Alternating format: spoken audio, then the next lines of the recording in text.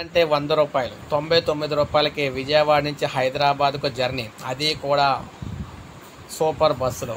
మీరు చూసుకున్నట్లే ఈ బస్సులో ఏకంగా కేవలం రూ. 100కే విజయవాడ నుంచి హైదరాబాద్ ప్రయాణం అయితే చేయొచ్చు అని చెప్పేసి ప్రకటన అయితే ప్రకటించడం జరిగింది. తెలంగాణ ప్రభుత్వం విద్యుత్ వాహనాలను ప్రోత్సహిస్తుందని రవాణా శాఖ మంత్రి గారు తెలియజేశారు. ఈ నేపథ్యంలో ఈటీఓ మోటార్స్తో కలిసి ఫ్లిక్స్ బస్ ఇండియా అందుబాటులోకి అయితే తెచ్చినట్లు తెలుస్తుంది. ఇది ఆల్రెడీ మనకు ప్రారంభం అవడం జరిగిందనమాట. ముఖ్యంగా ఇది మనం చూసుకున్నట్లయితే కేవలం రూ. 100కే హైదరాబాద్ విజయవాడ మధ్య ఈ బస్సులు అయితే నడుస్తాయని చెప్తున్నారు. విజయవాడ విశాఖ మధ్య కూడా తొందరలో ప్రారంభం కాబోతుంది. తొందరలోనే మనకి ప్రజెంట్ అయితే విజయవాడ హైదరాబాద్ నడుస్తున్నాయి. ఆ తర్వాత విజయవాడ విశాఖ మధ్య కూడా ప్రారంభిస్తారు. అయితే ప్రజెంట్ అయితే రూ. 99తో ఇవైతే నడుపుతున్నారన్నమాట హైదరాబాద్ నుంచి విజయవాడకు.